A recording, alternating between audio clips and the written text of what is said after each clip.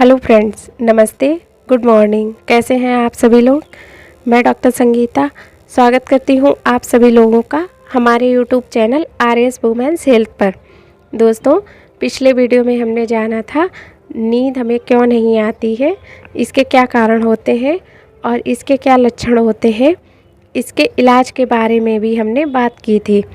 तो चलिए आज के इस वीडियो में हम जानेंगे कि पीरियड के समय हैवी ब्लीडिंग क्यों आती है, इसके क्या कारण होते हैं और इसके क्या लक्षण हो सकते हैं, इसके इलाज के बारे में भी हम बात करेंगे। पीरियड के समय हमें हैवी ब्लीडिंग होती है, इसको हम कैसे पता लगा सकते हैं। आम तौर पर हमारी जो पीरियड के समय ब्लीडिंग आती है उसकी मात्रा लगभग 30 से 40 ml होती है और पीरियड आने का समय 3 से 7 दिन तक होता है।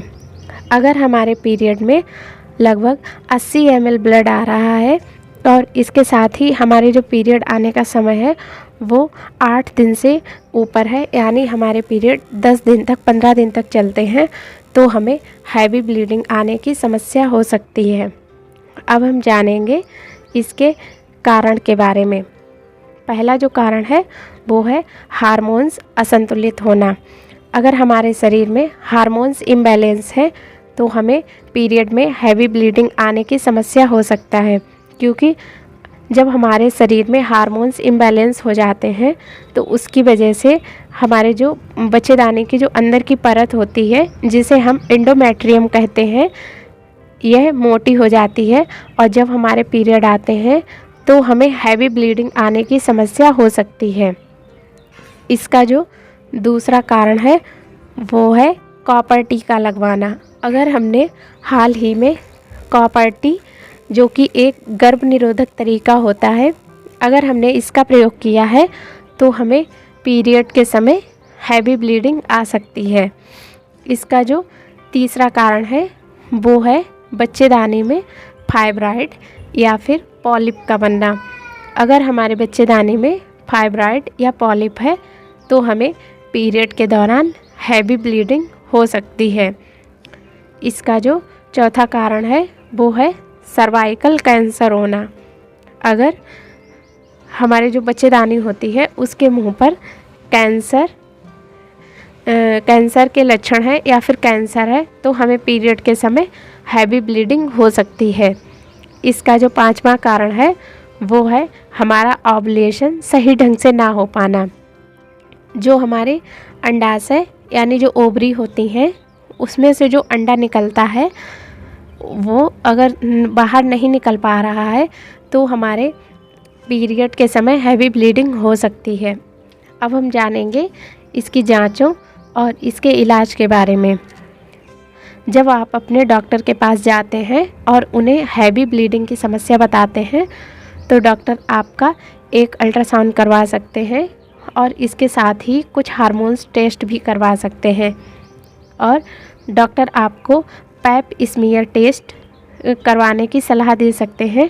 यह टेस्ट सर्वाइकल कैंसर को जांचने के लिए किया जाता है।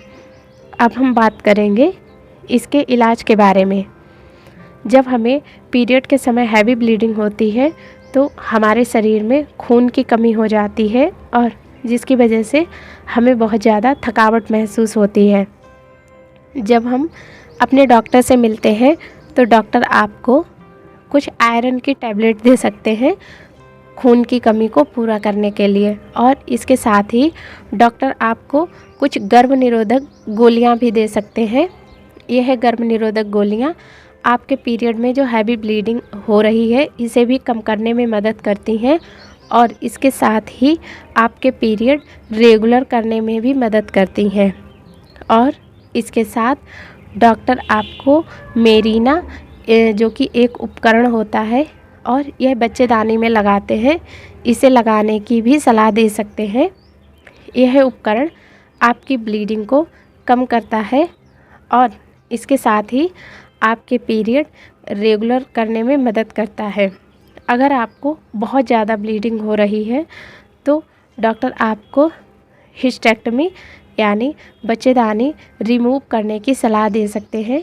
यह एक सर्जरी के माध्यम से आपकी बच्चेदानी और जो फैलोपियन ट्यूब और जो अंडाशय होते हैं उनको बाहर निकाल देंगे। इसके साथ ही अगर आपकी बच्चेदानी में कोई फाइब्रॉइड या फिर गांठ है तो डॉक्टर आपको सर्जरी के माध्यम से आपका जो फाइब्रॉइड और जो गांठ है उसको रिमूव कर सकते हैं।